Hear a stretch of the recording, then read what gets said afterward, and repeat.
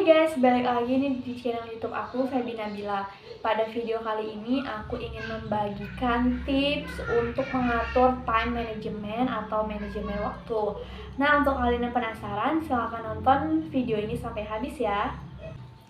Time management atau manajemen waktu dapat diartikan sebagai cara kita untuk memanfaatkan waktu dalam mengerjakan segala aktivitas yang ada dalam kehidupan kita, baik itu tugas, pekerjaan, dan lain-lain yang harus kita selesaikan secara tuntas dalam waktu yang sudah ditentukan nih. Misalnya kita mempunyai target untuk mengerjakan tugas dari jam 7 sampai jam 9. Nah, itu merupakan salah satu contoh dari time management. Lantas bagaimana nih tips untuk memanfaatkan waktu atau mengatur time management? Untuk kalian yang penasaran, silahkan nonton video ini sampai habis ya. Tips yang pertama, membuat perencanaan. Pada tahap ini merupakan tahap awal yang mesti kita perhatikan betul. Kita seperti membuat agenda ataupun daftar yang berisi list tugas, list pekerjaan, list kegiatan yang mesti kita capai, yang mesti kita selesaikan meskipun pada waktu yang sebentar sampai membutuhkan tenggang waktu yang lama. Kita bisa membuat perencanaan ini di notes, handphone, ataupun di buku catatan kecil yang kita punya. Ini bebas ya, kalian mau menulis agenda di mana, yang terpenting kita bisa melihat daftar itu setiap hari. Lalu tips yang kedua, disiplin waktu. Nah, bagi kita yang baru saja menerapkan time management atau manajemen waktu, yang merasa aduh sulit banget nih mengatur time management, aduh aku nggak bisa, stop, jangan negative thinking dulu.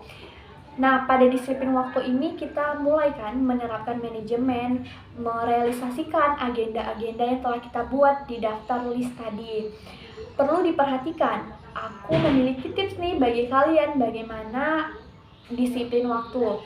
Contohnya, kita diberikan tugas oleh dosen atau guru dan tenggang waktu pengumpulannya itu 2-3 minggu yang akan datang.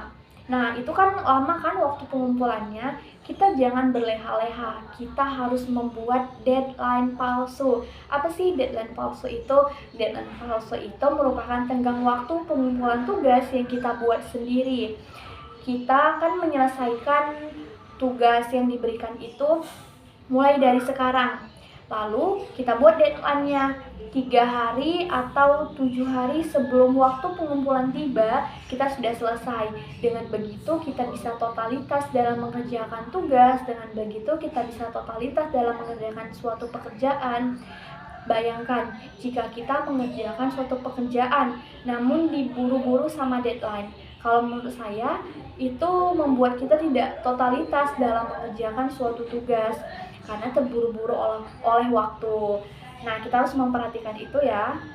Kemudian langkah yang ketiga, fokus dengan apa yang dikerjakan. Berusahalah fokus dengan apa yang kita kerjakan. Pada langkah awal kan kita sudah menuliskan nih agenda atau daftar list yang harus kita kerjakan.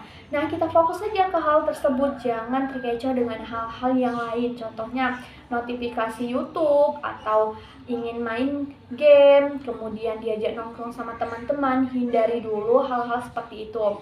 Kerjakan dulu, selesaikan dulu apa yang sudah kamu agendakan.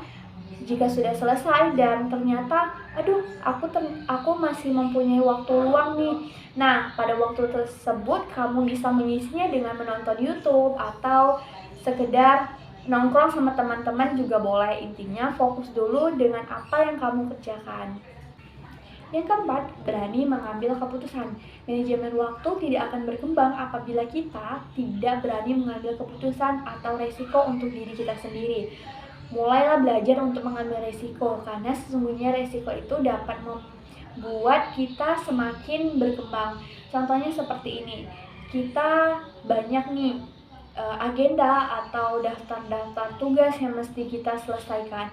Namun di satu sisi kita mengambil keputusan untuk aku mau menjadi penulis dan mempunyai keinginan untuk memiliki karya yang dipajang di Gramedia, seperti itu. Nah, kita kan sudah mengambil keputusan nih untuk menjadi penulis. Ya sudah, kita harus komitmen, kita harus siap sedia untuk meluangkan waktu dengan menulis. Dalam satu hari itu, misalnya ditargetkan 1 lembar atau 3 lembar dalam setiap harinya. Lain lagi pada waktu untuk mengerjakan tugas-tugas tersebut. Dengan begitu kita akan berkembang, dengan begitu kita akan mengambil resiko untuk mengisi waktu yang luang itu dengan membuat sebuah karya. Yang kelima, jagalah kesehatan. Kesehatan ini memang sangat penting ya.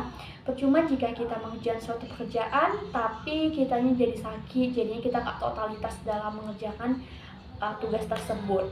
Dengan kita berolahraga, menjaga pola makan, banyak minum air putih, itu akan menjaga tubuh kita fit, tubuh kita sehat, dan kita mengerjakan mengerjakan pekerjaan itu dengan baik. Baiklah, sekian dari video aku kali ini mengenai tips mengatur manajemen. Ingat, hargai waktu dengan tidak menunda-nunda sesuatu.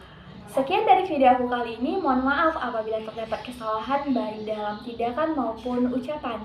Assalamualaikum warahmatullahi wabarakatuh.